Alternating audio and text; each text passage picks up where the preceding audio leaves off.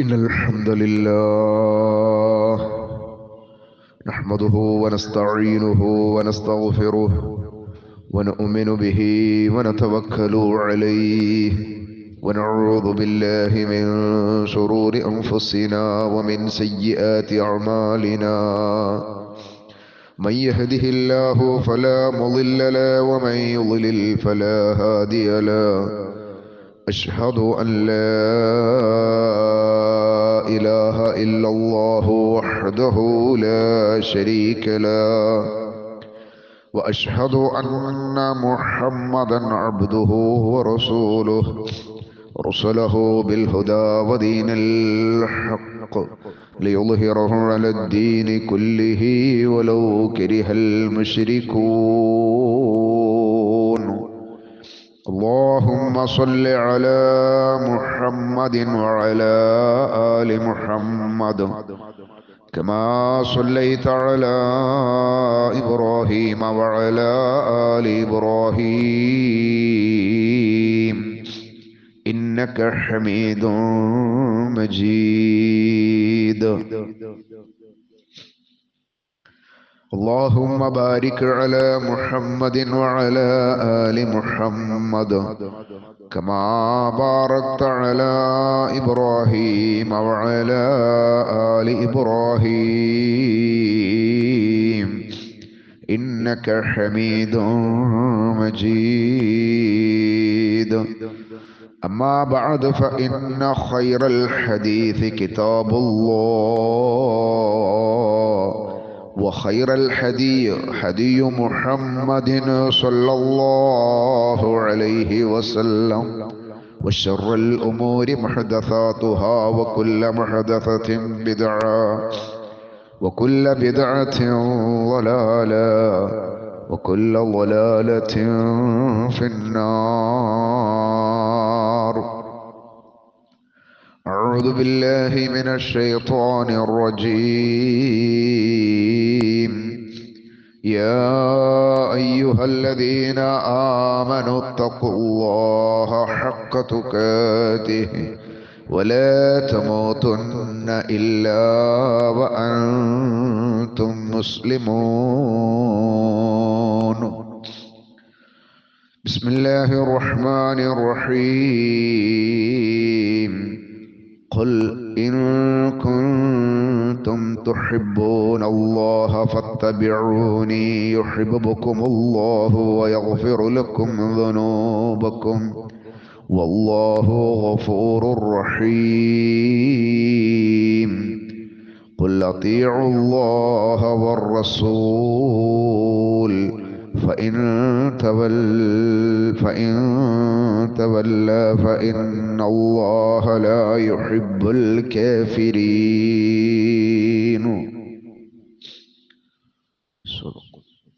ഏറ്റവും ബഹുമാനമുള്ള സത്യവിശ്വാസികളെ, സത്യവിശ്വാസിനികളെ, അള്ളാഹുവിൻ്റെ നിയമ നിർദ്ദേശങ്ങളെ ജീവിതത്തിൻ്റെ എല്ലാ മേഖലകളിലും ഏറ്റവും നല്ല സൂക്ഷ്മത നൽകി ജീവിക്കണമേ എന്ന് സ്വന്തത്തെ ഓർമ്മപ്പെടുത്തുന്നത് പോലെ നിങ്ങൾ ഓരോരുത്തരെയും ഓർമ്മപ്പെടുത്തുകയാണ്, വസിയ്യത്ത് ചെയ്യുകയാണ്.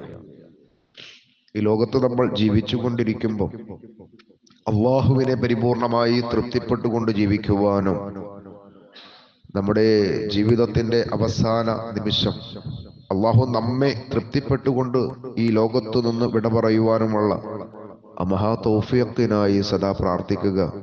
അല്ലാഹു സുബ്ഹാനഹു വ തആല അവന്റെ ഇഷ്ടദാസന്മാരിൽ നമ്മയും ചേർക്കുമാറാവട്ടെ. സഹോദരങ്ങളെ, നമ്മൾ മനസ്സിലാക്കിയതുപോലെ റബീഉൽ അവ്വൽ മാസത്തിലാണ് നമ്മളുള്ളത്. അല്ലാഹു സുബ്ഹാനഹു വ തആല ആകാശങ്ങളെയും ഭൂമിയെയും സൃഷ്ടിച്ചപ്പോൾ അതിൻ്റെ സമയത്തെ നിശ്ചയിച്ചുകൊണ്ട് മാസങ്ങൾ 12 എന്ന് അല്ലാഹു സുബ്ഹാനഹു വ തആല പരിശുദ്ധ ഖുർആനിലൂടെ നമുക്ക് പറഞ്ഞു തന്നു. ആ മാസങ്ങളിൽ പ്രത്യേകമായി അല്ലാഹു സുബ്ഹാനഹു വ തആല പവിത്രമാണ് എന്ന് പറഞ്ഞ 4 മാസങ്ങളെയും നമുക്ക് പരിചയപ്പെടുത്തി തന്നു. അത് ദുൽഖഅദ, ദുൽഹിജ്ജ, മുഹറം, അതുപോലെ തന്നെ റജബ്, ഈ 4 മാസങ്ങളെയാണ് പ്രത്യേകമായിട്ട് പവിത്രമുള്ള മാസങ്ങളാണ് എന്ന് പഠിപ്പിക്കപ്പെട്ടത്. പിന്നെ റമദാൻ മാസമാണ്. റമദാൻ മാസത്തിന്റെ പവിത്രതയും അവന്റെ ബഹുമാന്യതയും പരിശുദ്ധ ഖുർആനിൽ തന്നെ നമുക്ക് വളരെ കൃത്യമായി പറഞ്ഞു തന്നിട്ടുണ്ട്. ഷഹ്റു റമദാനല്ലദീ ഉൻസില ഫീഹിൽ ഖുർആൻ. പരിശുദ്ധ ഖുർആൻ അവതീർണമാവാൻ തുടങ്ങിയ മാസമാണ് റമദാൻ.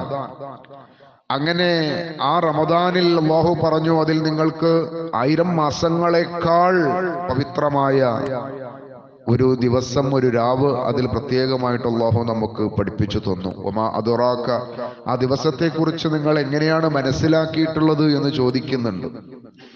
വളരെ പവിത്രമായിട്ടുള്ള ഖൈറു മിൻ അൽഫി ശഹർ, 1000 മാസങ്ങളെക്കാൾ അതിന് പദവിയുണ്ട്, പവിത്രതയുണ്ട് എന്ന് അല്ലാഹു പറഞ്ഞു.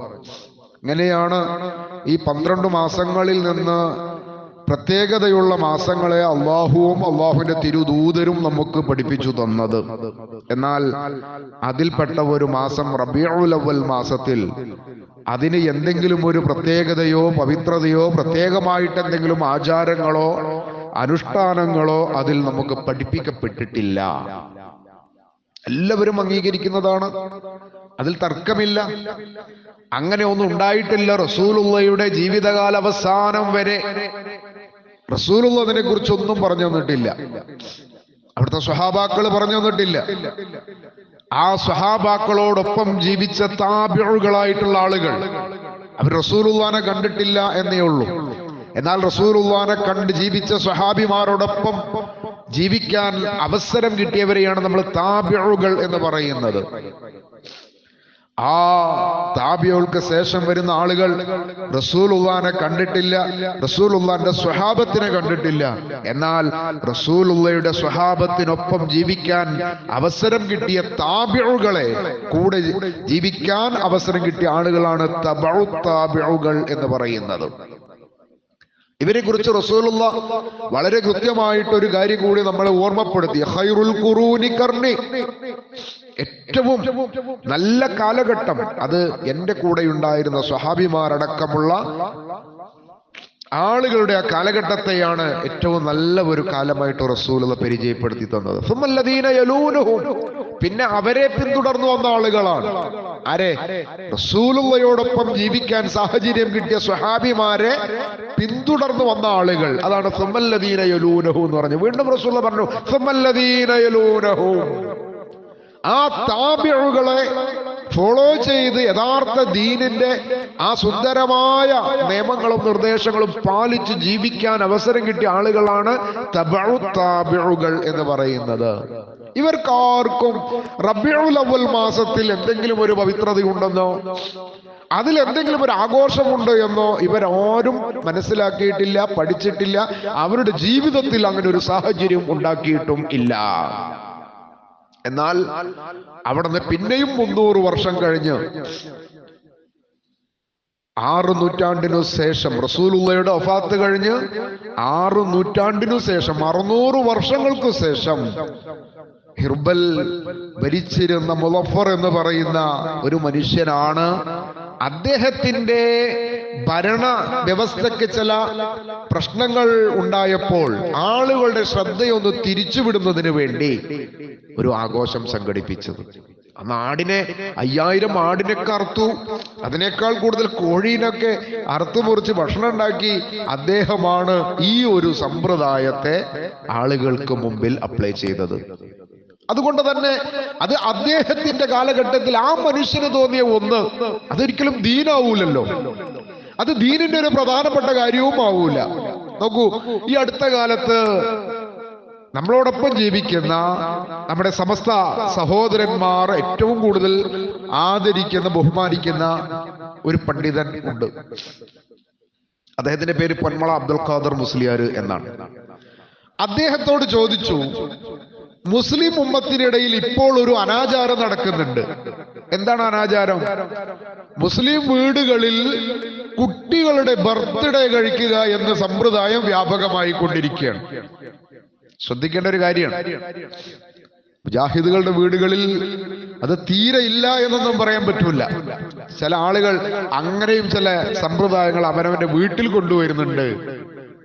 എന്നാൽ സമസ്ത സഹോദരന്മാരുടെ കുടുംബങ്ങളിൽ ഇതൊരു നിത്യസംഭവമായി മാറിയിരിക്കുകയാണ്. കുട്ടികൾ ഉണ്ടായിക്കഴിഞ്ഞാൽ 1-ാമത്തെ വയസ്സിന് മുതൽ ബർത്ത്ഡേ, അന്ന് കേക്ക് കൊണ്ടുവരിക, കുടുംബങ്ങളൊക്കെ വരിക, എന്നിട്ടൊരു പാട്ടൊക്കെ പാടി അവിടെ എല്ലാവരും കൂടി കേക്കൊക്കെ മുറിച്ച് ഒരു ആഘോഷ പരിപാടി. ഇതിനെക്കുറിച്ച് എന്താണ് പറയേണ്ടത് എന്ന് പൊന്മള അബ്ദുൽ ഖാദർ മുസ്ലിയാരോട് ചോദിച്ചപ്പോ അദ്ദേഹം അതിശക്തമായി കൊണ്ടു പറഞ്ഞു, അത് യഹൂദി നസാറാക്കളുടെ സുന്നത്താണ്, അത് അവരുടെ ചര്യയാണ്.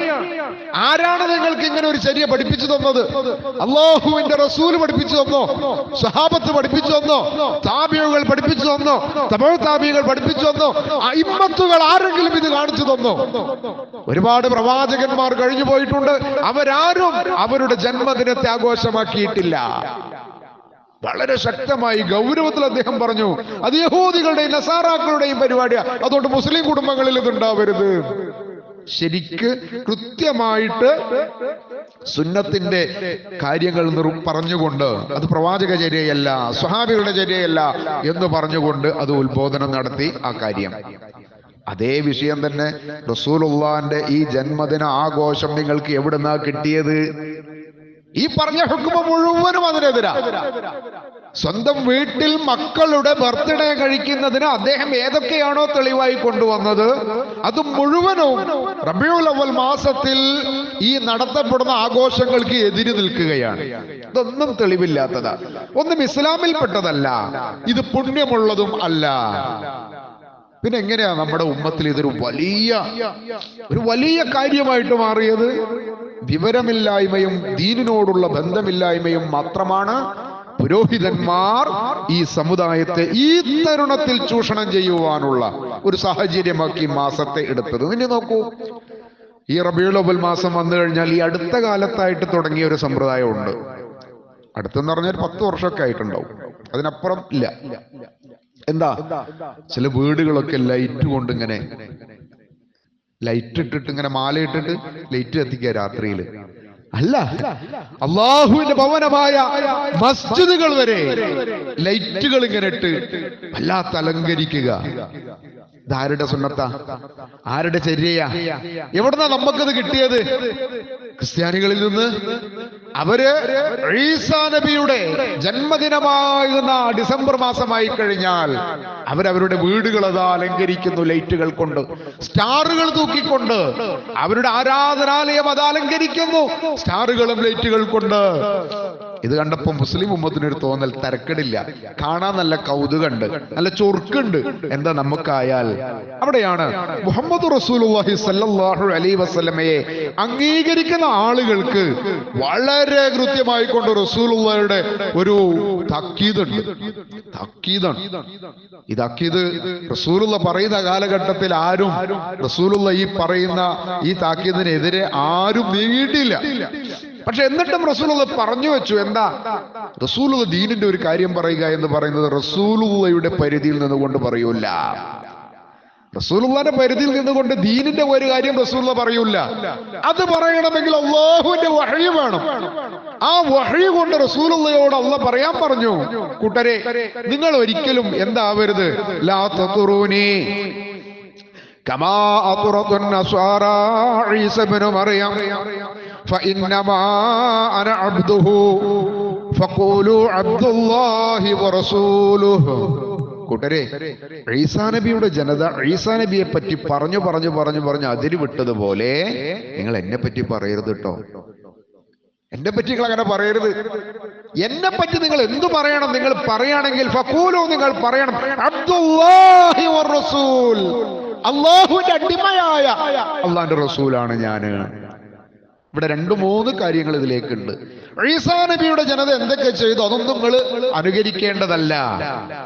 അവരുടെ പിന്നാലെയല്ല നിങ്ങൾ പോകേണ്ടത്. അവരവരുടെ ആരാധനാലയങ്ങൾ അലങ്കരിച്ചാൽ നിങ്ങളും നിങ്ങളുടെ ആരാധനാലയങ്ങൾ അലങ്കരിക്കാൻ തുടങ്ങുന്നത് റസൂലുള്ളാഹിയിൽ നിന്നുള്ള മാറിപ്പോക്ക. നിങ്ങൾ യഹൂദികളെയും നസാറാക്കളെയുമാണ് ചാണിനു ചാണായി പിൻപറ്റുക എന്ന് റസൂലുള്ളാഹിയുടെ താക്കീത് വേറെയുണ്ട്. ഒരു കാലം വരാനുണ്ട്, അന്ന് യഹൂദികളെയും നസാറാക്കളെയും നിങ്ങൾ ചാണിനു ചാണായി പിൻപറ്റും. എത്രത്തോളം? ഒരു ഉടുമ്പ് അതിന്റെ മാളത്തിലേക്ക് പാഞ്ഞു കയറിയാൽ നിങ്ങളും ആ മാളത്തിലേക്ക് പാഞ്ഞു കയറാനുള്ള പരിശ്രമം നടത്തും. ഒരു ഉടുമ്പിന്റെ മാളത്തിലേക്ക് ഒരു മനുഷ്യന് കയറാൻ പറ്റില്ല. പക്ഷെ എന്നിട്ടും റസൂൽ എന്തിനാ അങ്ങനെ ഒരു ഉദാഹരണം പറഞ്ഞത്? അതൊരു ഉദാഹരണമാണ്. അത് നിങ്ങൾ പരിശ്രമിച്ചു നോക്കുമെന്നാണ്. ഈ തരത്തിൽ നിങ്ങൾ ചാണിനോ ചാണായി യഹൂദികളെയും നസാറാക്കളെയും പിൻപറ്റുന്ന ഒരു കാലം വരാനുണ്ടെന്ന് മുഹമ്മദ് റസൂലുള്ളാഹ് തഖീദ് തന്ന ആ കാലഘട്ടത്തിൽ ജീവിക്കുന്ന ആളുകളാണ് നമ്മൾ. 1400 ചില്ലറ വർഷം മുമ്പ് റസൂലുള്ളാഹ് പറഞ്ഞ ഒരു കാലം വരാനുണ്ട്. ആ കാലഘട്ടത്തിലാണ് നമ്മൾ ജീവിക്കുന്നത്. എന്തേ? അതിന്റെ തെളിവുകളാണ് ഈ കാണുന്നതൊക്കെ. നോക്കൂ, റസൂലുള്ളാഹ് പറഞ്ഞു, നിങ്ങള് ഈസാ നബിയെ പറഞ്ഞു പുകഴ്ത്തിയതുപോലെ എന്നെ നിങ്ങൾ പറയരുത്. എന്നാൽ ഇപ്പൊ എന്താ പറയണത്? ഈ മാസത്തിൽ ഏറ്റവും കൂടുതൽ കേൾക്കുന്ന ഒരു പാട്ടുണ്ട്, അബ്ദൂക്കൽ മിസ്കീനി യർജൂ. നബിയെ, നിങ്ങളുടെ അടിമകളായ ഞങ്ങളിതാ നിങ്ങളിലേക്ക് വന്നിരിക്കുന്നു. ഒരുപാട് തെറ്റുകൾ ചെയ്തിട്ടുണ്ട് നബിയെ, നിങ്ങൾ പുറത്തു തരണം, പാപം നിങ്ങൾ പുറത്തു തരണം. ആരാ നബി എന്താ പറഞ്ഞ? ആന അബ്ദുല്ലാഹി വറസൂൽ, ഞാൻ അള്ളാന്റെ അടിമയാണ്. നമ്മളൊക്കെ റസൂലുള്ളാന്റെ അടിമയാണല്ലോ. ഇതാരാ പറഞ്ഞു തന്നത്? ആരാ കൂട്ടരത് പറഞ്ഞു തന്നത്? അള്ളാന്റെ റസൂൽ പറഞ്ഞതിന് എതിര് പറയാ. മൻ കദബ അലയ്യ മുതഅമ്മിദൻ ഫല്യതബവ്വ മഖ്അദഹു മിനന്നാർ. മുഹമ്മദ് റസൂലുള്ള പഠിപ്പിക്കാത്ത ഒന്ന് ആ മുഹമ്മദ് റസൂലുള്ളയിലേക്ക് പറഞ്ഞു പ്രചരിപ്പിക്കുന്നവരെ നിങ്ങൾക്ക് നരകമല്ലാത്ത സീറ്റില്ലട്ടോ. എന്തിനപ്പി നരകം ഇങ്ങനെ ഇടങ്ങറായിട്ട് മേടിച്ചു വെക്കുന്നത്? ഇത് റസൂലുള്ള പറഞ്ഞത് അറിയാഞ്ഞിട്ടാ? സഹോദരങ്ങളെ, ഈ തരത്തിൽ ഒരുപാട് കാര്യങ്ങളാണ് നടന്നുകൊണ്ടിരിക്കുന്നത്. ഞാൻ അമുഖമായിട്ട് പറഞ്ഞു, അല്ലാഹു പഠിപ്പിച്ച 12 മാസങ്ങളിൽ റബീഉൽ അവ്വൽ മാസത്തിന് ഒരു പ്രത്യേകതയും അല്ലാഹ് പഠിപ്പിച്ചു തന്നില്ല, മുഹമ്മദ് റസൂലുള്ള പഠിപ്പിച്ചു തന്നില്ല. അവിടുത്തെ സ്വഹാബാക്കൾ അത് അറിഞ്ഞിട്ടില്ല, താബിഉകൾ അറിഞ്ഞിട്ടില്ല, അവിടുത്തെ തബഉ താബിഈകൾ അറിഞ്ഞിട്ടില്ല.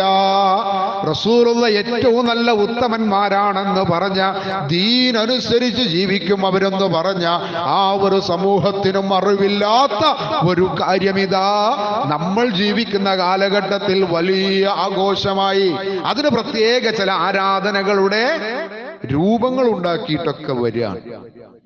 ഇനിയിപ്പോ റബീഉൽ അവ്വൽ 12 ആ ദിവസം റബീഉൽ അവ്വൽ 12 രാവിലെ ഫജ്റിന് മുമ്പ് ഇവരൊക്കെ പള്ളിയിൽ വന്നിരിക്കും.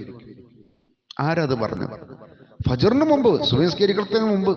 അന്ന് വരെ സുബഹിക്ക് പള്ളിക്ക് വരാത്തവർ പോലും ആ ദിവസം അന്ന് പള്ളിയിലുണ്ടാവും. എന്തേ? അത് വലിയൊരു കാര്യമാണ്. നിങ്ങൾ സുബഹി നിസ്കരിച്ചില്ല എന്ന് വിചാരിച്ചിട്ട് നിങ്ങൾക്ക് യാതൊരു പ്രശ്നവുമില്ല. പക്ഷെ ഇത് നിങ്ങൾ വരണം. എന്തേ? അന്ന് വന്നാലാണ് ആ വരുന്ന ആളുകളിൽ നിന്ന് എന്തെങ്കിലും ചില്ലാനം പുരോഹിതന്മാർക്ക് ലഭിക്കുക. നിങ്ങൾ സുബഹി നിസ്കരിക്കാൻ വരുമ്പോ എന്തെങ്കിലും ചില്ലാനും പുരോഹിതന്മാർക്ക് കിട്ടുന്നൊരു സമ്പ്രദായം ഉണ്ടെങ്കിൽ ഈ മഹലിലെ മുഴുവൻ ആൾക്കാരെയും ഒരു പള്ളിക്ക് എത്തിക്കുമായിരുന്നു. അതില്ലല്ലോ. അതുകൊണ്ട് അവർക്ക് അതിൽ താല്പര്യമില്ല. പുരോഹിതന്മാരുടെ താല്പര്യം സമ്പത്തിലു മാത്രമാണ്, ദീനിലല്ല. ദീനിലല്ല താല്പര്യം, സമ്പത്തിലാണ് താല്പര്യം. അതിന് എമ്പാടും തെളിവുകൾ ഈ കാലഘട്ടത്തിൽ നമ്മുടെ മുമ്പിൽ ഇങ്ങനെ നിറഞ്ഞു നിൽക്കുകയാണ്. സഹോദരങ്ങളെ, വളരെ ശ്രദ്ധിക്കേണ്ടുന്ന കാര്യങ്ങളാണ്. അല്ലാഹു സുബ്ഹാനഹു തആല വളരെ കൃത്യമായി കൊണ്ട് പരിശുദ്ധ ഖുർആനിൽ എങ്ങനെയാണ് നിങ്ങൾ മുസ്ലിങ്ങൾ ആവേണ്ടത് എന്ന് പഠിപ്പിച്ചു തന്നു. ഞാൻ ആമുഖമായി ഓതി കേൾപ്പിച്ചത് സൂറത്ത് ആല ഇമ്രാനിലെ 31, 32 വചനങ്ങളാണ്. നബിയെ പറയണം, നബിയെ നിങ്ങൾ പഠിപ്പിക്കണം. ആർക്ക്? വിശ്വാസികൾക്ക് പഠിപ്പിക്കണം. ആരാണ് മുഹമ്മദ് റസൂലുള്ളാഹ്? ഇത്രയധികം അനുഗ്രഹം ലഭിച്ചൊരു പ്രവാചകൻ വേറെയുണ്ടോ? അല്ലാഹ് തന്നെ പറഞ്ഞു, വമാ അർസൽനാക ഇല്ലാ റഹ്മത്തൽ ലിൽ ആലമീൻ. നബിയെ, ലോകത്തിന് മുഴുവനും അനുഗ്രഹീതനായ ഒരു പുണ്യപ്രവാചകനായിക്കൊണ്ടാണ് നിങ്ങളെ അള്ളാഹു നിയോഗിച്ചിട്ടുള്ളത്. അങ്ങനത്തെ ഒരു സർട്ടിഫിക്കറ്റ് കിട്ടിയ ലോകത്തിലെ ഒരേ ഒരു മനുഷ്യനാണ്. റസൂലുള്ളാഹിയുടെ ജീവിതകാലം മുതൽ ഇനി ഖിയാമത്ത് നാൾ വരെ വരാനിരിക്കുന്ന മുഴുവൻ മനുഷ്യർക്കും യഥാർത്ഥ ദൈവിക വിശ്വാസിയായി ജീവിക്കണോ, ഈ മുഹമ്മദ് റസൂലുള്ളയെ ഗുരുനാഥനായിട്ട് അംഗീകരിക്കണം, അള്ളാഹുവിന്റെ ദൂതനായിട്ട് അംഗീകരിക്കണം. അത്ര വലിയ കാലഘട്ടങ്ങളിലേക്കുള്ള ഒരു പ്രവാചകൻ റസൂലുള്ളാഹിന്റെ വഫാത്തോട് കൂടിയിട്ട് കഴിഞ്ഞിട്ടില്ല. ആ റസൂലുള്ളയെ അശ്ഹദു അൻ ലാ ഇലാഹ ഇല്ലല്ലാഹ് വ അശ്ഹദു അന്ന മുഹമ്മദർ റസൂലുള്ളാഹ് എന്ന് പറയാൻ ഖിയാമത്ത് നാൾ വരെ സമയമുണ്ട് ആളുകൾക്ക്. ആ കാലങ്ങളിലൊക്കെ അംഗീകരിക്കാൻ പറ്റുന്ന ഏറ്റവും പുണ്യ പ്രവാചകൻ, അഷ്റഫുൽ ഖൽഖ്, മുഴുവൻ സൃഷ്ടികളെക്കാളും ശ്രേഷ്ഠനായിട്ടുള്ള മഹാവ്യക്തിത്വം. ആ നബിയോട് പറയാ, നബിയെ നിങ്ങൾ ജനങ്ങളെ പഠിപ്പിക്കണം. എന്താ പഠിപ്പിക്കേണ്ടത്? ഖുൽ, നബിയെ പറയണം, ഇൻ കുൻതും തുഹിബ്ബൂനല്ലാഹ്, കൂട്ടരെ നിങ്ങൾക്ക് അല്ലാഹുവിനെ ഇഷ്ടപ്പെടണോ, നിങ്ങൾ അല്ലാഹുവിനെ സ്നേഹിക്കുന്നുവെങ്കിൽ എന്ത് ചെയ്യണം? ഫത്തബിഊനി, നിങ്ങൾ എന്നെ ഫോളോ ചെയ്യണം, എന്നെ ഇത്തിബാഅ് ചെയ്യണം. ഞാൻ എന്തൊരു കാര്യമാണോ പറഞ്ഞു തരുന്നത് അത് നിങ്ങൾ സ്വീകരിക്കണം, അത് നിങ്ങളുടെ ജീവിതത്തിൽ ഉണ്ടായിരിക്കണം. അപ്പൊ ഒന്നാമത്തെ അല്ലാഹുവിനെ ഇഷ്ടപ്പെടാൻ ഒന്നാമത്തെ കണ്ടീഷൻ എന്താ? നിങ്ങൾ എന്നെ ഇത്തിബാഅ് ചെയ്യണം, എന്നെ ഫോളോ ചെയ്യണം. ഞാൻ എന്തൊരു കാര്യമാണോ പറഞ്ഞത് അത് നിങ്ങൾ സ്വീകരിക്കണം. അതാണ് ഒന്നാമത്തെ കണ്ടീഷൻ. അങ്ങനെയാകുമ്പോ എന്താ ഉണ്ടാവുക? അങ്ങനെയാണ് നമ്മൾ ജീവിക്കുന്നത്. എന്തുണ്ടാവും? അപ്പൊ നിങ്ങളെ അള്ളാഹു ഇഷ്ടപ്പെടും. അപ്പൊ നിങ്ങൾ അള്ളാഹ് ഇഷ്ടപ്പെടും. എപ്പോഴാ നമ്മൾ അള്ളാഹ് ഇഷ്ടപ്പെടുക? മുഹമ്മദ് റസൂലുള്ളയെ ഇത്തിബാഅ് ചെയ്യുമ്പോ, ആ റസൂലുള്ള പറഞ്ഞത് സ്വീകരിക്കുമ്പോ. ആ റസൂലുള്ള പറയാത്തത് ചെയ്യുമ്പോ അല്ലട്ടോ. രണ്ടും കാര്യങ്ങളും അടിവരട്ട് ശ്രദ്ധിക്കണം. റസൂലുള്ള പറയാത്ത ഒരു കാര്യമൊക്കെ നമ്മൾ കുറേ ആണ്ട് ചെയ്ത് അള്ളാഹ് ഇഷ്ടപ്പെടുവോ? ഇല്ല. ഇഷ്ടപ്പെടുന്നത് എപ്പോഴാ? അള്ളാഹ് നിങ്ങളെ ഇഷ്ടപ്പെടും ഞാൻ പറയുന്ന കാര്യങ്ങൾ സ്വീകരിച്ച് എന്നെ നിങ്ങൾ ഫോളോ ചെയ്താൽ എന്ന് മുഹമ്മദ് റസൂലുള്ളയോട് അള്ളാഹ് പറയാൻ. പിന്നെന്താ പറഞ്ഞത്? അള്ളാഹ് നിങ്ങൾ ഇഷ്ടപ്പെടും, നിങ്ങളുടെ പാപങ്ങൾ അള്ളാഹു നിങ്ങൾക്ക് പുറത്തു തരും. പിന്നെ നിങ്ങൾ പാപികളാവൂല.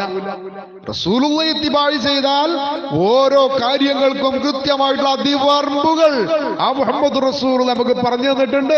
നിന്റെ കണ്ണുകൾ കൊണ്ട് നീ എന്തൊക്കെ കാണണം, നിന്റെ നാവുകൾ കൊണ്ട് നീ എന്തൊക്കെ പറയണം, നിന്റെ ചെവികൾ കൊണ്ട് നീ എന്തൊക്കെ കേൾക്കണം, എന്തൊക്കെ കാണരുത്, എന്തൊക്കെ പറയരുത്, എന്തൊക്കെ കേൾക്കരുത്. മനുഷ്യനിങ്ങനെ സംസ്കരിച്ചു വരിക അല്ലേ? എല്ലായിടത്തും ചെന്ന് തലടൂല, എല്ലായിടത്തും പോയി എത്തിയോക്കൂല, എന്തിനും നാവിട്ടടിച്ച് സംസാരിക്കൂല. അവിടൊക്കെ എന്ത് വരും? പരിമിതികൾ വരും. കാരണം എന്താ? അത് റസൂലുള്ള നമുക്ക് ഇങ്ങനെ പറഞ്ഞുതരാ, അങ്ങനെ വേണം, അങ്ങനെ വേണം. ആരുടെ നിയമം? അള്ളാഹുവിന്റെ. അപ്പൊ അള്ളാന്റെ റസൂലിനെ ഇത്തിബാഅ് ചെയ്യുന്നതോടുകൂടി മനുഷ്യരെ നിങ്ങൾ ഏറ്റവും സംസ്കാരമുള്ളവരായി മാറും. അങ്ങനെ സംസ്കാരമുള്ളവരായി മാറിയാൽ അള്ളാഹു നിങ്ങളെ ഇഷ്ടം വെക്കും. അപ്പൊ നിങ്ങൾക്ക് കഴിഞ്ഞു പോയ പാപങ്ങളൊക്കെ അള്ളാഹു പുറത്തു തരും. നിങ്ങളുടെ പാപങ്ങൾ അള്ളാഹു പുറത്തു തരും. രണ്ടാമത്തെ കാര്യം വളരെ ശ്രദ്ധേയമാണ്. പാപങ്ങൾ പുറത്തു തരുന്ന ആരാണ്? അള്ളാഹുവാണ്. എന്നാൽ നമ്മളെ ഉസ്താദുമാര് ഈ പാവപ്പെട്ട ആളുകളെ കൊണ്ട് ചെല്ലിക്കുന്നത് എന്താ?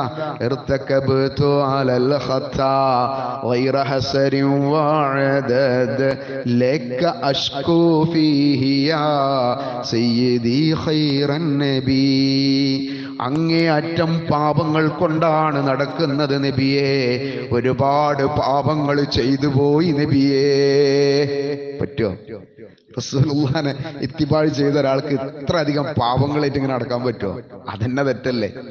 ഇനി അഥവാ മനുഷ്യന്റെ അടുത്ത് തെറ്റ് സംഭവിച്ചു, എന്താ വേണ്ടത്? അള്ളാഹുവിനോട് ഇസ്തിഗ്ഫാർ ചെയ്യണം. അള്ളാഹുവാണ് പാപം പുറത്തു തരിക, റസൂലുള്ള അല്ല. റസൂലുള്ളാഹിക്ക് നമ്മുടെ പാപം പുറത്തു തരുവാനുള്ള ഒരു അവകാശവും അള്ളാഹ് കൊടുത്തിട്ടില്ല. അതുകൊണ്ട് അള്ളാഹു നിങ്ങൾക്ക് പാപങ്ങൾ പുറത്തു തരും. യഗ്ഫിർ ലക്കും ദുനൂബക്കും, നിങ്ങളുടെ പാപങ്ങൾ അള്ളാഹു പുറത്തു തരും. ആ ആയത്ത് അവസാനിക്കുന്നത് ശ്രദ്ധിച്ചോ നിങ്ങൾ? വല്ലാഹു ഗഫൂറുർ റഹീം. അള്ളാഹുവാണ് ഏറെ പൊറുക്കുന്നവനും പരമകാരുണികനുമായിട്ടുള്ളവൻ. വേറെ പാപങ്ങൾ പുറത്തു തരാൻ ആരാ? അള്ളാഹ് മാത്രമാണ്. ആ റബ്ബിനോടാണ് പറയേണ്ടത്. ഇതിനൊക്കെ എതിരാണ് മൗലിദാഘോഷം. ഇപ്പൊ ഞാൻ പറഞ്ഞ ആയത്തിന് മുഴുവൻ എതിര്. അള്ളാഹുവിനെ നിങ്ങൾ ഇഷ്ടപ്പെടുന്നുവെങ്കിൽ തിരുദൂതരുടെ ചര്യയെ നിങ്ങൾ പിന്തുടരണം. ആ തിരുദൂതരുടെ ചര്യയിൽ മൗലിദാഘോഷം എന്ന് പറയുന്ന ഒരു സമ്പ്രദായം ഇല്ലെങ്കിൽ എന്തു ചെയ്യണമെന്ന ആ തിരുദൂതൻ നമ്മളെ പഠിപ്പിച്ചത് റസൂലുള്ളാഹി സ്വല്ലല്ലാഹു അലൈഹി വസല്ലം പറഞ്ഞു, മൻ അഹദസ ഫീ അംരിനാ ഹാദാ മാ ലൈസ മിൻഹു ഫഹുവ റദ്ദ്. എന്തെങ്കിലും ഒരു കാര്യം ദീനിന്റെ കാര്യത്തിൽ എന്റെ നിർദ്ദേശമില്ലാത്ത ഒന്ന് ദീനിന്റെ കാര്യത്തിൽ ഏതെങ്കിലും ഒരുത്തൻ കൊണ്ടുവന്നാൽ അത് തള്ളി അറിഞ്ഞേക്കണം എന്നാ, സ്വീകരിക്കണം എന്നല്ല, അത് റദ്ദ് ചെയ്യണം, അവസാനിപ്പിക്കണം. ഇനി അത് ഉണ്ടാവാൻ പാടില്ല. അപ്പൊ റസൂലുള്ളാന്റെ ശൈലിയിലില്ലാത്ത ഒന്ന് എങ്ങനെ മുസ്ലിം ഉമ്മത്തിൽ ഇത്ര വലിയ ഒരു സ്വാധീനം ഉണ്ടാക്കിയത്? അവർക്ക് ദീൻ അറിയില്ല, അവര് ദീന് പഠിച്ചില്ല. എങ്ങനെ റസൂലുള്ളാനെ ഇത്തിബാഅ് ചെയ്യേണ്ടത്? അത് റസൂലുള്ള പഠിപ്പിച്ച ദീനനുസരിച്ചായിരിക്കണം. അതിന്റെ ഒന്നാമത്തെ കണ്ടീഷൻ എന്താ? റസൂലുള്ള നോക്കൂ, മുഹമ്മദുർ റസൂലുള്ളയെ ആ വ്യക്തി എന്ന നിലയിൽ സ്നേഹിച്ച് രക്ഷപ്പെടുമായിരുന്നുവെങ്കിൽ ഒന്നാമതായി രക്ഷപ്പെടേണ്ടുന്ന ഒരു വ്യക്തിത്വമുണ്ട്. മക്കയിലെ റസൂലുള്ളയുടെ ചരിത്രം പറയുമ്പോഴൊക്കെയും രണ്ട് വ്യക്തികളെ വല്ലാണ്ട് ഹൃദയത്തിൽ സ്വാധീനിക്കും. അത് പറയുമ്പോൾ സത്യമായിട്ട് ശരീരത്തിനൊരു പ്രത്യേക ഒരു എന്താ പറയാ, രോമാഞ്ചം എന്ന് പറയല്ലോ, എപ്പോ പറയുമ്പോഴും അത് അനുഭവിക്കാറുണ്ട്. അത്ര ശ്രദ്ധേയമായ രണ്ട് വ്യക്തികൾ റസൂലുള്ളയെ അങ്ങേറ്റം സ്നേഹിച്ച രണ്ടാളുകൾ. ഒന്ന് റസൂലുള്ളയുടെ പിതൃസഹോദരൻ അബൂ താലിബ് വല്ലാത്ത സ്നേഹമായിരുന്നു റസൂലുള്ളയോട്, വല്ലാത്ത സ്നേഹമായിരുന്നു. പക്ഷേ അബൂ താലിബ് റസൂലുള്ളാനെ ഇത്തിബാഅ് ചെയ്തില്ല. അല്ലാഹു മാത്രമാണ് ആരാധ്യൻ. മുത്തപ്പ അതൊന്ന് പറയ്, ലാ ഇലാഹ ഇല്ലല്ലാഹ് അതൊന്ന് പറയ് എന്ന് റസൂലുള്ള കെഞ്ചി പറഞ്ഞു. കാരണം എന്താ? അത്ര ഇഷ്ടമായിരുന്നു അബൂ താലിബിനോട് റസൂലുള്ളാക്ക്. മക്കയിലെ ഖുറൈശികൾ വന്ന് റസൂലുള്ളാനെ കൊല്ലാൻ പോകാൻ അവരുദ്ദേശിച്ച കാര്യം അബൂ താലിബിനോടൊന്ന് സംസാരിക്കുന്നുണ്ട്. അബൂ താലിബിന്റെ അടുത്ത് വന്നിട്ട് പറയാ, കാരണം അബൂ താലിബ് അവിടുത്തെ അറിയപ്പെട്ട ശ്രദ്ധേയനായ നേതാവാണ്. മുഹമ്മദ് റസൂലുള്ളയുടെ പിതാവിന്റെ സഹോദരനാണ്. അപ്പോ ഇവരെല്ലാരും കൂടി തീരുമാനിച്ചാണ്ട് കൊന്നു കഴിഞ്ഞാൽ കാലാകാലം പിന്നെ അതിന്റെ പ്രശ്നം തീരൂല. അപ്പൊ അബൂ താലിബിന്റെ അടുത്ത് പോയിട്ടൊന്ന് പറഞ്ഞ് ആ കാര്യങ്ങൾ മനസ്സിലാക്കി കൊടുത്ത് അബൂ താലിബിനെ കൂടെ നിർത്തണം എന്ന ഉദ്ദേശത്തോടു കൂടി ഖുറൈശികൾ അബൂ താലിബിനോട് വന്നിട്ട് ഇങ്ങനെ പറയാണ്, ഇവിടെ ഉണ്ടായ പ്രശ്നങ്ങളൊക്കെ നിങ്ങൾക്ക് അറിയാലോ. നമ്മുടെ മക്കയിൽ നമ്മുടെ പൂർവ്വപിതാക്കളായിട്ട് ആരാധിച്ചു വരുന്ന, പ്രാർത്ഥിച്ചു വരുന്ന, സഹായം തേടുന്ന, പ്രതീക്ഷ അർപ്പിക്കുന്ന ഒരുത്തനും നമ്മുടെ ഹൃദയങ്ങളിൽ ഇനി ഉണ്ടാവാൻ പാടില്ല എന്നാ മുഹമ്മദ് പറയണത്. അവരോടല്ല പ്രാർത്ഥിക്കേണ്ടതെന്നാ പറയുന്നത്, അള്ളാഹ് മാത്രം മതി എന്നാ പറയുന്നത് അബൂ താലിബ്. ഇതെങ്ങനെ നമുക്ക് വെച്ചുകൊണ്ടിരിക്കാൻ പറ്റും? എങ്ങനെ നമുക്ക് സ്വീകരിക്കാൻ പറ്റും? അതുകൊണ്ട് ആ വർത്തമാനത്തെ, ആ ശബ്ദത്തെ ഞങ്ങൾ ഇവിടെ അവസാനിപ്പിക്കുകയാണ്. മുഹമ്മദിനെ ഞങ്ങൾ കൊല്ലാൻ പോവുകയാണെന്ന് പറയുന്ന ഒരു സാഹചര്യമുണ്ട്. അവിടെ അബൂ താലിബ് തിരിച്ചവരോട് പറയുന്ന ഒരു വർത്തമാനമുണ്ട്. അബൂ താലിബിന്റെ മുഖം മണ്ണിൽ കുത്തിയിട്ട് ആലോചിച്ചാൽ മതി. അബൂ താലിബ് റൂഹോടെ ഹയാത്തിലിരിക്കുമ്പോ, ജീവനോടിരിക്കുമ്പോ ആരടാ മുഹമ്മദിന്റെ മേൽ കൈവെക്കാനുള്ളത്? അബൂ താലിബിന് അവരെ കാണണം എന്ന് പറഞ്ഞതോടുകൂടി ഖുറൈശികളുടെ മുഴുവൻ അവരുടെ ആവേശവും കെട്ടുപോയി. അബൂ താലിബിനെ വെല്ലുവിളിക്കാൻ അവർക്ക് കഴിയാത്ത സാഹചര്യമുണ്ട്. അതിന് ഒരുപാട് സാഹചര്യങ്ങളുണ്ട്. അത്രമേൽ റസൂലുള്ളാക്ക് ഒരുപ്പം നിന്ന, സപ്പോർട്ട് ചെയ്ത, വീട്ടിൽ നിന്ന് ഭക്ഷണം കൊടുത്ത, വീട്ടിൽ ഉറങ്ങാൻ സാഹചര്യങ്ങൾ ഉണ്ടാക്കിയ, എല്ലാ നിലയിലും റസൂലുള്ളയോടൊപ്പം നിന്ന് അബൂ താലിബിന് ലാ ഇലാഹ ഇല്ലല്ലാഹ് പറയാൻ അവസരം ലഭിച്ചില്ല. റസൂലുള്ളാക്ക് അത് വല്ലാത്ത മനോവിഷമം ഉണ്ടാക്കി. അല്ലാഹു ഖുർആനിലൂടെ പറഞ്ഞു, നബിയേ, നിങ്ങൾ ഇഷ്ടപ്പെടുന്നവരെ ഒരാളെ ഹിദായത്തിലാക്കാമെന്ന് നിങ്ങൾ വിചാരിക്കുന്നുണ്ടോ? ഇല്ല, അങ്ങനെ നടക്കൂല എന്ന് പറഞ്ഞു. ആ അബൂ താലിബിനാണ് നരകത്തിലെ ഏറ്റവും ചെറിയ ശിക്ഷയെന്ന് റസൂലുള്ളാഹി സ്വല്ലല്ലാഹു അലൈഹി വസല്ലം പറഞ്ഞു. നോക്കൂ, രണ്ടാമതായിട്ട് വേറൊരു വ്യക്തി കൂടി ഉണ്ട്. അതാരാ? അബ്ദുല്ലാഹി ഇബ്നു ഉറൈഖത്ത് എന്ന് പറയുന്ന ഒരു സഹോദരനുണ്ട്, ഒരു വ്യക്തിയുണ്ട്. അയാൾ വിശ്വാസി അല്ല കേട്ടോ. അബ്ദുല്ലാഹി ഇബ്നു ഉറൈഖത്ത് വല്ലാത്ത വ്യക്തിത്വമാണ്, വല്ലാത്ത മനസ്സിനെ എത്രയധികം സ്വാധീനിച്ച. മക്കയുടെ ചരിത്രം പറയുമ്പോ അബ്ദുല്ലാഹി ഇബ്നു ഉറൈഖത്ത് ചെയ്ത, റസൂലുള്ളാഹിക്ക് ചെയ്തൊരു സഹായമുണ്ട്. കണ്ടാൽ തലയെടുത്ത് കൊണ്ടുവരാൻ ഖുറൈശികൾ ആഹ്വാനം ചെയ്തു. കൊണ്ടുവരുന്നവരാരോ അവർക്ക് 100 ചുവന്ന ഒട്ടകത്തെ സമ്മാനമായി ലഭിക്കുമെന്ന് പറഞ്ഞപ്പോ അന്നത്തെ അതിനേക്കാൾ വലിയൊരു സമ്മാനത്തുക വേറെ അന്ന് ലഭിക്കാനില്ല എന്നതുകൊണ്ട് തന്നെ ഖുറൈശികളായ വിശ്വാസികളല്ലാത്ത മുശ്രിക്കുകൾ ആ മുഹമ്മദിന്റെ തലയെടുക്കാൻ വേണ്ടി നട്ടോട്ടം ഓടിക്കൊണ്ടിരിക്കുമ്പോ മക്കയിൽ നിന്ന് ആ ശത്രുക്കളുടെ കണ്ണിൽപ്പെടാതെ ഊടുവഴികളിലൂടെ മദീനയുടെ അതിരുവരെ അബൂബക്കർ സിദ്ദീഖ് റളിയല്ലാഹു അൻഹുവിനെയും മുഹമ്മദ് റസൂലുള്ളയെയും കൊണ്ടുപോയി ആക്കി കൊടുത്തൊരു മഹാവ്യക്തിത്വം അബ്ദുല്ലാഹി ഇബ്നു ഉറൈഖത്ത്. സ്വർഗം കിട്ടുമോ? വിശ്വാസിയായിട്ടുണ്ടോ? ഇല്ല. അത്രയൊന്നും മനസ്സിനെ സ്വാധീനിച്ചിട്ടില്ലാത്ത, മനസ്സിന് അങ്ങേയറ്റം വിഷമം തന്ന, മനസ്സിലെപ്പോഴും വല്ലാത്ത ഒരു മോശം കഥാപാത്രമായ പരിശുദ്ധ ഖുർആൻ, നീ നശിച്ചിരിക്കുന്നു, നിന്റെ 2 കരങ്ങളും നശിച്ചു പോകും, നിന്റെ സമ്പത്തോ നീ ഉണ്ടാക്കിയത് ഒന്നും നിനക്ക് ഉപകരിക്കുകയില്ല എന്ന് പറഞ്ഞ തബ്ബത് യദാ അബീ ലഹബിൻ തബ്ബ മാ അഅന അൻഹു മാലുഹു വമാ കസബ സയസ്ലാ നാറൻ ദാത ലഹബ് ഉംറഅതുഹു ഹമ്മാലത്തുൽ ഹതബ് എന്ന് പരിശുദ്ധ ഖുർആനിലൂടെ കൃത്യമായിട്ട് ശിക്ഷ ഉറപ്പിച്ചു പറഞ്ഞൊരു മനുഷ്യൻ ആരാ? റസൂലുള്ളാഹിന്റെ പിതാവിന്റെ സഹോദരൻ തന്നെയാണ്, അബൂലഹബാണ്. ആ അബൂലഹബ് മുഹമ്മദ് റസൂലുള്ളാഹി പ്രസവിക്കപ്പെട്ടപ്പോ തങ്ങളുടെ കുടുംബത്തിൽ ആമിന ഒരാൺകുട്ടിക്ക് ജന്മം നൽകി എന്ന് കേട്ടപ്പോ അതിയായ ആഹ്ലാദിച്ചു സന്തോഷിച്ച വ്യക്തിയാ അബൂലഹബ്. അന്നത്തെ സമ്പത്തിൽ ഏറ്റവും വലിയ സമ്പത്താണ് അടിമകൾ എന്ന് പറയുന്നത്. വിലമതിക്കൂല. ആ ഒരു അടിമയെ, എന്റെ സഹോദരൻ ഒരു ആൺകുട്ടി ഉണ്ടായിട്ടുണ്ട് എന്ന് സന്തോഷിച്ചുകൊണ്ട് അടിമയോട് പറഞ്ഞു, നീ ഇന്ന് മുതൽ സ്വതന്ത്രയാണ്, പോയിക്കോ. സന്തോഷം കൊണ്ട് വിട്ടതാ. ആ അബൂലഹബിന് അത് ഉപകാരം ചെയ്യോ? ഇല്ല. എന്തേ? എന്താ ചെയ്യാത്തത്? റസൂലുള്ളാഹി എന്ന് പറയുന്ന ഒരു വ്യക്തിയല്ല സ്നേഹിക്കേണ്ടത്, ഒരു വ്യക്തിയെ അല്ല സ്നേഹിക്കേണ്ടത്.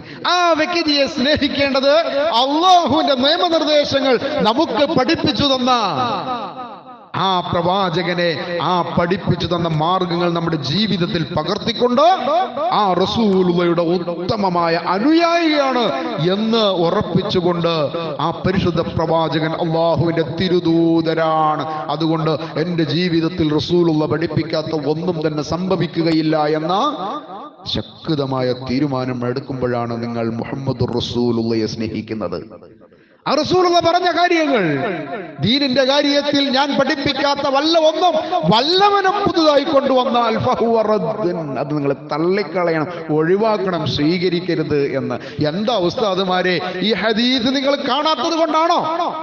നിങ്ങൾ അറിയാത്തത് കൊണ്ടാണോ? അല്ല, ഇതുപോലെയുള്ള ഹദീസുകളും ഇതുപോലെയുള്ള നിർദ്ദേശങ്ങളും പരിശുദ്ധ ദീനിലെമ്പാടും ഉണ്ടായിട്ടും അതിനെയൊക്കെ മറികടന്ന് നിങ്ങൾ നിങ്ങളുടെ സ്വന്തം താല്പര്യങ്ങൾക്ക് വേണ്ടി ഈ ഉമ്മത്തിനെ പലതരത്തിൽ ചൂഷണം ചെയ്യുന്നതിന് വേണ്ടി പല ആചാരങ്ങളും പല അനുഷ്ഠാനങ്ങളും പല ആഘോഷങ്ങളും പല മഹ്ളറുകളും പല മൗലൂദുകളും നിങ്ങൾ ഉണ്ടാക്കിക്കൊണ്ടിരിക്കുകയാണ്. ഓരോ ദിവസം ഓരോന്ന് പറഞ്ഞ് ഉണ്ടാക്കിക്കൊണ്ടിരിക്കുക. ഇതൊന്നും ദീനല്ല. ദീനിലുള്ളത് എന്താ? അള്ളാന്റെ റസൂല് പഠിപ്പിച്ച ദീന.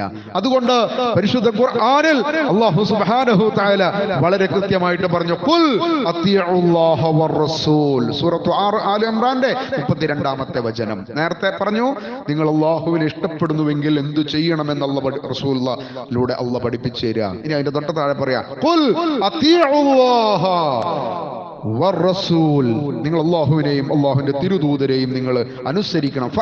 ഫഇൻ തവല്ല, ആരെങ്കിലും അതിൽ നിന്ന് മാറിപ്പോവാണെങ്കിൽ ഫഇന്നല്ലാഹ ലാ യുഹിബ്ബുൽ കാഫിരീൻ, അല്ലാഹു ഒരിക്കലും നിഷേധികളെ ഇഷ്ടപ്പെടുകയില്ല. അപ്പൊ അള്ളാന്റെ ഇഷ്ടം കിട്ടാൻ ഞങ്ങൾ ഒരു ചാക്ക് അരി കൊടുക്കണത്, പൊത്തിറച്ചി കൊടുക്കണത്, ആടിനെ മുറിച്ചു കൊടുക്കണത്, അതിലേക്കുള്ള സാധനങ്ങൾ കൊടുക്കണത് കിട്ടൂല എന്നാ പറഞ്ഞത്. അള്ളാഹു ധിക്കാരികളെ, അള്ളാന്റെ റസൂലിന്റെ തീരുമാനത്തെ മറികടന്ന് ജീവിക്കുന്നവരെ അള്ളാഹ് ഇഷ്ടപ്പെടൂല. അതുകൊണ്ട് നിങ്ങൾക്ക് അള്ളാഹുവിന്റെ ഇഷ്ടം ലഭിക്കണോ? ആ പടച്ച തമ്പുരാന്റെ കോടതിയിലാണ് ഹാജരാവേണ്ടത് എന്ന ഈമാനുണ്ടോ എങ്കിൽ റസൂലുള്ളാഹി അനുധാവനം ചെയ്യണം. ആ റസൂലുള്ളാഹി പഠിപ്പിച്ച ദീനനുസരിച്ച് ജീവിക്കണം. അല്ലാഹു സുബ്ഹാനഹു തആല ആ പരിശുദ്ധ പ്രവാചകനെ അനുസരിച്ച് ജീവിക്കുന്ന യഥാർത്ഥ വിശ്വാസികളിൽ നമ്മയും ചേർക്കുമാറാവട്ടെ.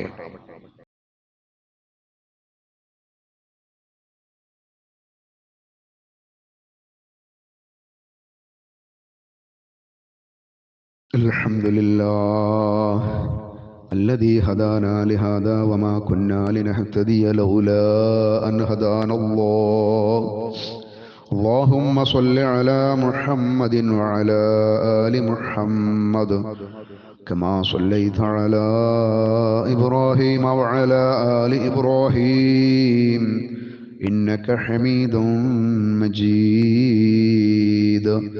أما بعد فاتقوا الله عباد الله. സഹോദരങ്ങളെ, സഹോദരിമാരെ, അള്ളാഹുവിനെ സൂക്ഷിക്കണേ എന്ന് ഒരിക്കൽ കൂടി ഓർമ്മപ്പെടുത്തുക. ആയതുകൊണ്ട് ഈ തരത്തിലുള്ള ഒരുപാട് സംഭവങ്ങൾ നമുക്കൊക്കെ ചുറ്റുപാടുണ്ടാവും. നമ്മളൊരു പക്ഷേ അതിൽ സഹകരിക്കുന്നില്ലെങ്കിൽ സഹകരിക്കുന്നവരോട് ഇതിന്റെ വരും വരായികളെക്കുറിച്ച്, ഇതിന്റെ ഗൗരവത്തെക്കുറിച്ച് ഒന്ന് ഓർമ്മപ്പെടുത്തൽ നമ്മുടെ ബാധ്യതയാണ്, നമ്മുടെ ഉത്തരവാദിത്തമാണ്. നിങ്ങൾ ഈ ചെയ്യുന്നതിൽ എന്താണ് ഇതിന്റെ തെളിവുകൾ, ഏത് തരത്തിലാണ് നിങ്ങൾ ആഘോഷിക്കുന്നത് എന്നൊക്കെ അവരോടൊന്ന് ചോദിക്കാൻ നമ്മൾ സമയം കണ്ടെത്തണം. എന്താണെന്നറിയോ, ഇതൊക്കെ ചെയ്യുന്ന നമ്മൾ കണ്ട് നമ്മളിങ്ങനെ ചിരിച്ചും കൊണ്ട് നിങ്ങളതായിട്ട് ഇങ്ങനെ പോയിക്കോളിന്ന് പറഞ്ഞു കഴിഞ്ഞാൽ നാളെ മഹ്ശറയിൽ ഇവരൊക്കെ ഞമ്മക്കെതിരെ ഒന്ന് ചൂണ്ടി വെക്കും. പടച്ചോനെ, ഈ കാര്യങ്ങളൊന്നും പറഞ്ഞൊന്നില്ല എന്ന് പറയാൻ സാഹചര്യം ഉണ്ട് എന്നാ. എന്താണോ അവിടുന്ന് പറഞ്ഞ് കേസിലാവുക അതൊക്കെ നോക്കുന്നുള്ളതാ. അപ്പൊ നമുക്കും പടച്ചോനെ നമ്മൾ പറഞ്ഞിരുന്നു എന്ന് പറയാൻ നമുക്ക് സാധിക്കണ്ടേ, പറയണ്ടേ? നമ്മുടെ ഒക്കെ ഉത്തരവാദിത്തമാണ്, നമ്മുടെ നിർബന്ധമായിട്ടുള്ള ബാധ്യതയിൽപ്പെട്ടതാ. നമ്മുടെ സഹോദരങ്ങൾ അപകടകരമായിട്ടുള്ള സാഹചര്യങ്ങളിലൂടെ മുന്നോട്ട് പോകുമ്പോൾ ഇത് അപകടമാണ് കേട്ടോ എന്ന് പറഞ്ഞു കൊടുക്കൽ, അവിടെ നിർബന്ധമില്ല. ഇക്റാഹ ഫിദ്ദീൻ, ദീനിന്റെ കാര്യത്തിൽ നിങ്ങൾ ശക്തമായിട്ടൊരു തല്ലും പിടിക്കൊന്നും പോണ്ട, ഒരു പിടിച്ചു പറിക്കും പോണ്ട, പറയുക, അത് മാത്രമാണ് നമ്മുടെ ദൗത്യം.